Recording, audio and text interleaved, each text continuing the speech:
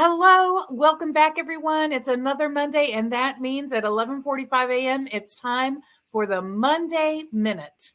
I'm Rita Ernst. I'm your host, and I am the author of Show Up Positive. And every Monday, I come to you at 11:45 a.m. live for an 8 to 10-minute dose of positivity to influence your week.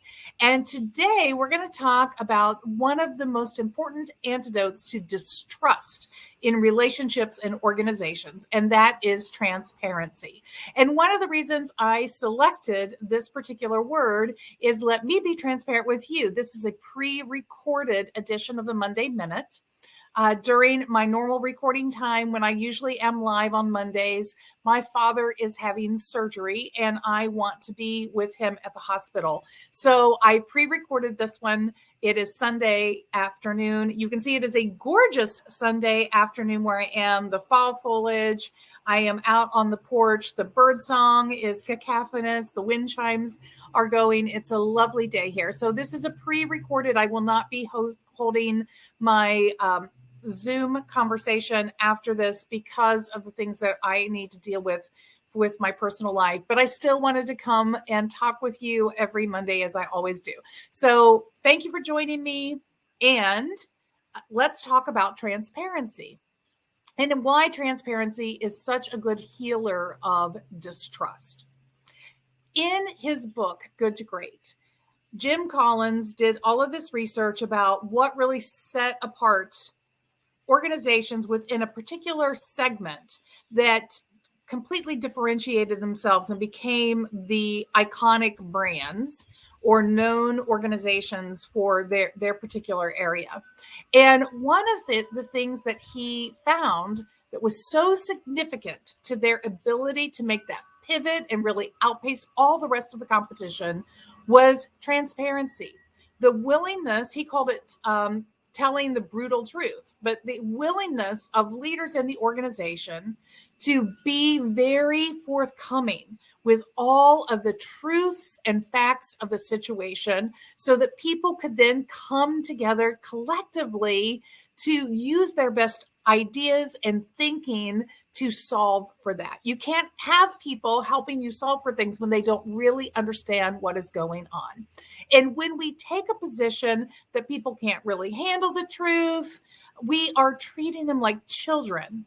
And nobody wants to be treated like a children as a professional adult. So transparency is that lean in, go to, show up positive spark you want to use when people seem to not have confidence in what management is saying, when people are making up their own stories. It's important to pull the organization together and to share the facts as they are appropriate to be shared. And there are a few situations where transparency isn't the right answer. But I have in the book, I'm on page, I think it's around page 250. I'm on my digital book because I don't have my paper copy with me, so my apologies. I'm taking you through the digital book, and it just completely screwed up. There is a table of ways to guide you in transparency. Here, I'm almost back to it, and I want to share that with you. I apologize for this brief delay. Where is transparency? So many good words. Okay, so here are some do's versus don'ts. Do, communicate early. Don't, wait until the rumors have begun. So whenever there is change going on or uncertainty going on, communicate early is really important. Do, communicate often. Don't, only deliver bad news. And you can think about your personal life and relationships as that goes. It's very important that people are hearing from you frequently, but they're not just hearing what's bad. You're keeping them abreast of any progress that is being made and rallying people around the good news too. Do, give all the facts except when the fact is information that cannot be shared legally. You know, my father is in the hospital, HIPAA, right? It's not my right to disclose all of the details of his situation. That's illegal. Sometimes you have to dismiss somebody for cause, and legally you're not allowed to talk about those things. Those are examples. And when you have firm boundaries about that, and you are able to say to people, legally, I cannot disclose any further information. They may not love that answer, but if you're consistent with it, they'll come to trust that. Don't avoid topics just because it makes you uncomfortable or because you're uncertain of how somebody will respond. Those are not reasons to avoid or withhold information. You really need to treat others the way that you want to be treated as a professional adult in the situation. Encourage people to ask questions. Don't send information only in writing.